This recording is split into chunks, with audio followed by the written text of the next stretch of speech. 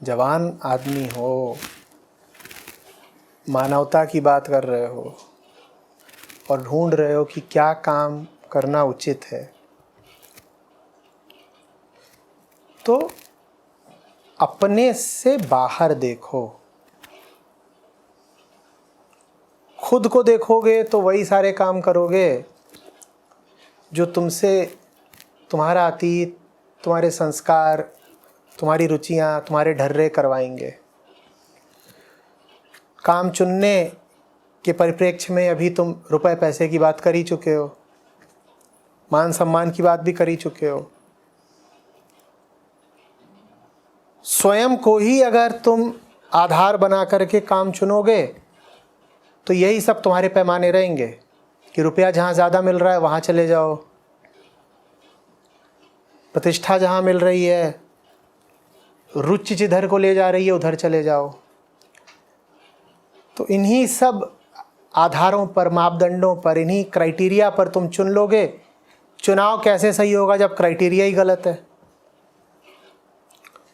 जवान आदमी को अगर काम का चुनाव करना है तो उसको ये देखना होगा कि उससे ज़्यादा बड़े किसी समूह को,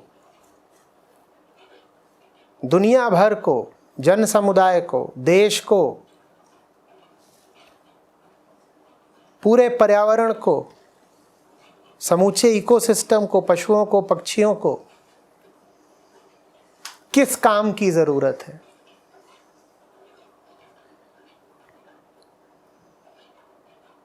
उस काम में लग जाओ। कल ही तो भगत सिंह की बात हो रही थी ना। आज़ादी भगत सिंह का इंटरेस्ट थोड़े ही थी। तुम उनसे पूछो तो वही थोड़ी कहते I am interested in freedom. आज़ादी उनका धर्म थी, महाफर्ज थी। ऐसे इस क्राइटेरिया पर निर्णय लिए जाते हैं। ये थोड़ी देखा जाता है कि मेरी रुचि किधर है। ये रुचि वाले लोग जो कैरियर ही बनाते हैं रुचि के आधार पे, ये तो भगत सिंह के पास भी जाएं तो उनसे यही पूछेंगे किस कंपनी में काम करते हो, पोटली कितनी बड़ी मिलती है, इंक्रीमेंट कितना मिल रहा है। काम भगत सिंह, सुखदेव, राजगुरु भी कर रहे थे, मेहनत वाला काम था, पर काम को चुनने का उनका आधार अलग था भाई। वो देख रहे थे कि दुनिया को, जहान को, देश को जिस काम की ज़रूरत है हम वो काम करेंगे। वो ये थोड़ी देख रहे थे कि what is my personal interest. ये पर्सनल इंटरेस्ट क्या चीज़ होती है?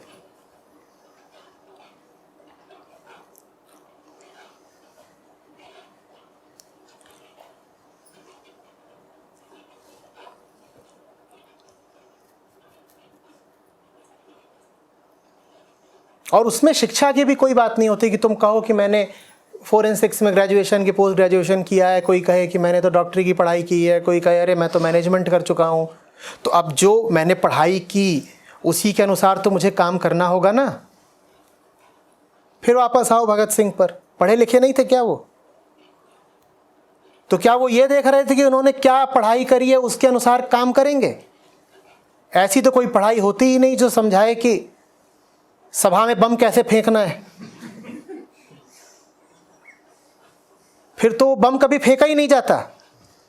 अगर वो अपनी पढ़ाई ही देखते रह जाते कि मैंने पढ़ाई क्या करी है, तो ऐसी तो कोई पढ़ाई होती ही नहीं जो बताए कि बम फेंको, जेल जाओ, फांसी चढ़ जाओ।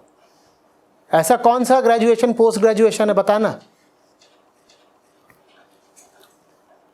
मुझसे भी ऐसे ही सवाल आते हैं, आपकी रुचि अध्यात्म की तरफ कैसे गई?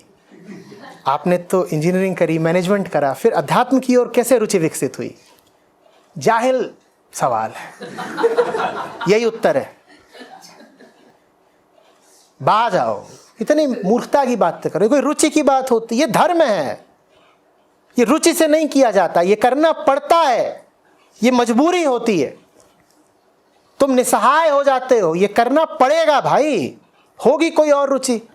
मेरी भी जीवन में रही होंगी रुचियां, उनको पीछे छोड़ना पड़ता है। बिना रुचि के ही तो कोई IIT IIM नहीं घुस जाता, बिना रुचि के ही तो कोई सिविल सर्विसेज नहीं पार कर लेता। मुझे भी कुछ अच्छा लगता रहा होगा व्यक्तिगत तौर पर, करता भी था, पाया भी, वो सब छोड़ना पड़ता है। इसलिए नहीं कि कुछ और है जो बड़ा सुंदर है और वहां बड़ा लाभ हो जाएगा, बड़े पैसे मिल जाएंगे, कुछ और मिल जाएगा। इसलिए कि करना जरूरी है। करे बिना सो नहीं पाओगे, करे बिना चैन नहीं पाओगे। ये धर्म कहलाता है, उसमें कोई लाभ नहीं मिलता, वो एक अनिवार्यता होती है।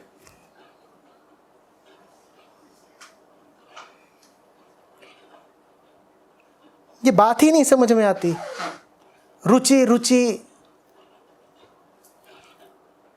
Find your passion, discover your interest. 80% नौजवानों का तो पोर्नोग्राफी में इंटरेस्ट है सबसे ज्यादा। तो क्या कैरियर होना चाहिए उनका? तुम देखोगे दिन भर में अनिवार्य रूप से वो क्या करते ही करते हैं।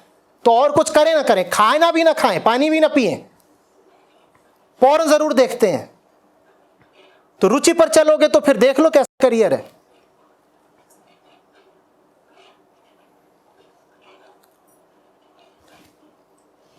YouTube पर ही चले जाओ, वहां देखो कि कौन से वीडियो हैं जिनके सबसे ज्यादा व्यूज हैं और लाइक्स हैं। तो तुम्हें दिख जाएगा कि पूरी मानवता की रुचि कहां पर है। अब चल लो रुचि पर।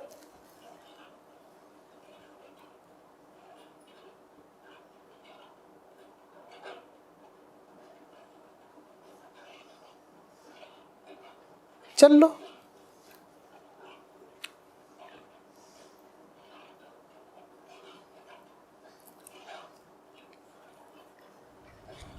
आचार्य जी, जब तक खुद की मुक्ति नहीं हो तब तक दूसरों की सहायता कैसे करें? न तुमने सुनी रुचि वाली बात, न तुमने सुनी ये वाली बात। तुम अपनी ही दुनिया में कैद हो।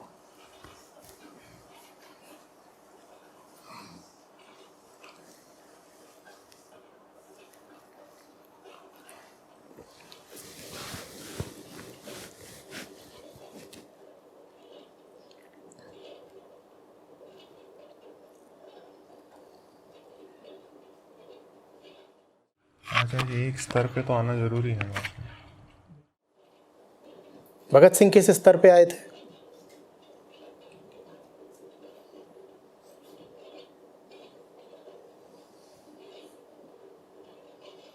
गलत काम कर गया लड़का।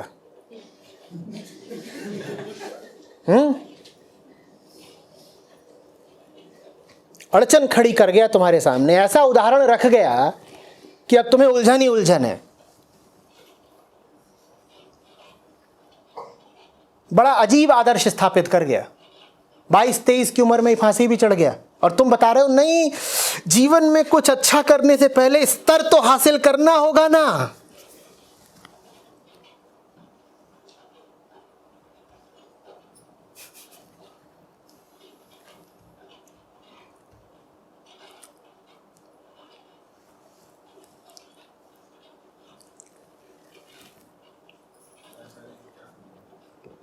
उनको कैसे पता चला क्या करना है? आसपास देखा और दिख गया कि क्या करना है। तुम्हारी तरह इंसान थे, बस ईमानदार थे। आसपास देखा और साफ दिख गया कि कौन सा काम करने योग्य है, किस काम को जिंदगी समर्पित की जा सकती है, साफ दिख गया।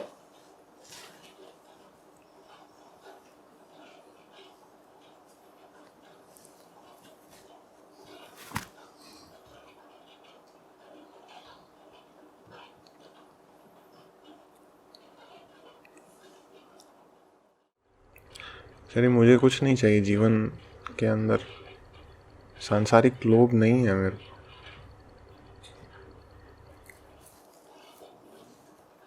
ये तुम्हारे बगल में बैठे हैं, हाँ, इनके दिल में दर्द उठे, ये ऐसे पकड़ के कराह रहे हैं, तो इनको बोलना मुझे कुछ चाहिए नहीं, मुझे तो कुछ चाहिए ही नहीं, सांसारिक चीज़ों का मुझे कोई लोभ ही नहीं है। वो करा रहे हैं तो मुझे कुछ चाहिए ही नहीं। तुमसे पूछ कौन रहा है तुम्हें क्या चाहिए? मैं तुमसे पूछ रहा हूं दुनिया को क्या चाहिए? दुनिया को भी कुछ नहीं चाहिए। वो करा रहे हैं, उन्हें दिल का दौरा पड़ा और तुम उन्हें बता रहे हो मुझे तो कुछ चाहिए ही नहीं, मैं निष्काम भाव में स्थित हूँ, मैं तो अब ब्रह्मलीन हूँ, मुझे अपने लिए कुछ चाहिए ही नहीं। मुझे अपने लिए क्या चाहिए कि मैं तुमसे इतनी बात कर रहा हूँ?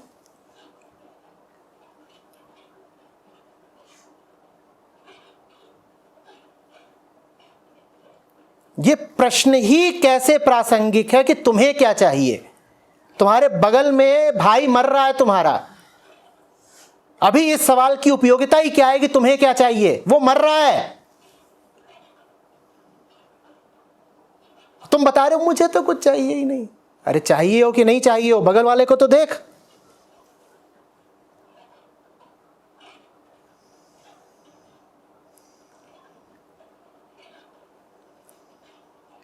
अध्यात्म स्वार्थ से हटकर परमार्थ की ओर जाने का नाम है। परमार्थ समझते हो? परम अर्थ, जिसमें सबका हित हो। उसमें इस प्रश्न की उपादेयता ही क्या है कि तुम्हें कुछ चाहिए कि नहीं चाहिए। तुम्हें चाहिए हो तो कोई फर्क नहीं पड़ता, तुम्हें ना चाहिए हो तो कोई फर्क नहीं पड़ता।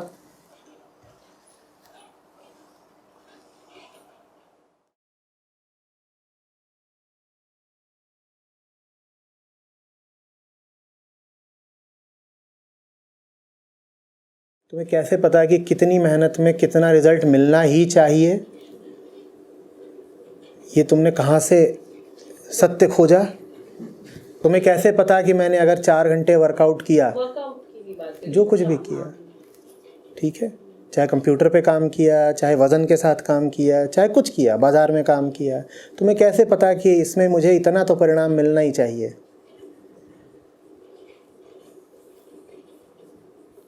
अपने आप ही कल्पना कर ली, पहले ही तय कर लिया कि इतना करूँगी, इतने में अगर इतना नहीं मिला तो कह दूँगी काम नाजायज़ है, अन्याय हो रहा है, काम छोड़ दो।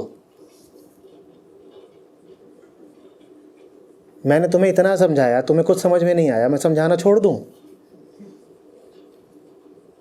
5वीं 7वीं बार घूम फिर करके आप वही सवाल पूछ रहे हो। मैं ये कहूँ कि मुझे मेरे श्रम का कोई परिणाम तो मिलता नहीं, देवी जी को कुछ समझ में तो आता नहीं, तो मैं समझाना ही छोड़ देता हूँ। करूँ ऐसा? मुझे क्या पता कि क्या हो रहा है? कर्म करने तक मेरा हक है। कुछ याद आया वो पुरानी बात? कौन सी बात पुरानी? कोई था ना जो बोल गया था कर्मण्येवाधिकारस्ते। पुराना कोई आदमी था। तो मुझे क्या पता कि फल कब आएगा, कैसा आएगा, मैं होता कौन हूँ उसकी इतनी परवाह करने वाला?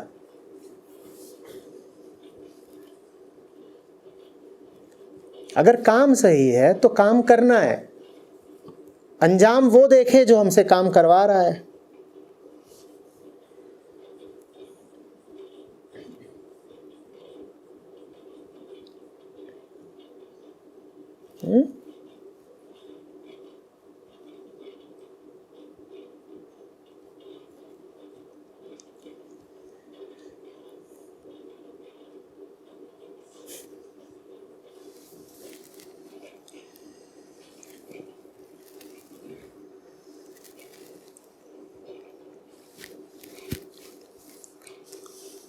जो सही है वो करते चलो, उसके अलावा कोई रास्ता ही नहीं है, जीने का कोई तरीका ही नहीं है।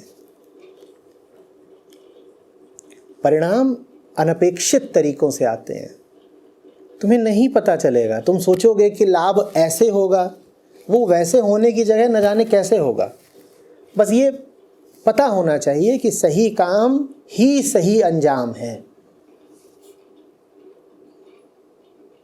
सही काम का कोई विकल्प ही नहीं है ना, क्योंकि वो सही है तो उसको तो करना ही है। अब अंजाम की क्या सोचें? जब काम सही है तो करना तो पड़ेगा, अब अंजाम की क्या सोचें? इसको चाहो तो कॉमन सेंस बोल लो, और चाहो तो श्री कृष्ण का निष्काम योग बोल लो।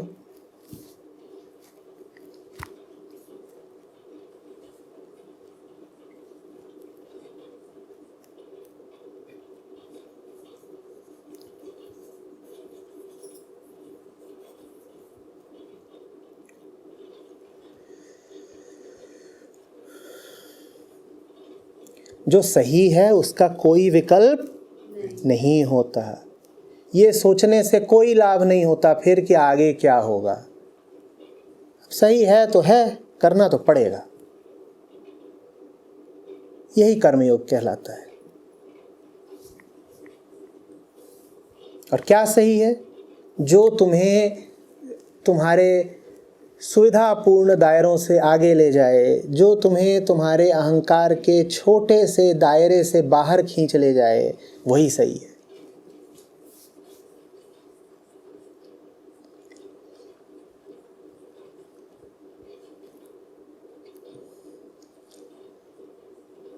और वो करना पड़ेगा। यही कृष्णत्व है।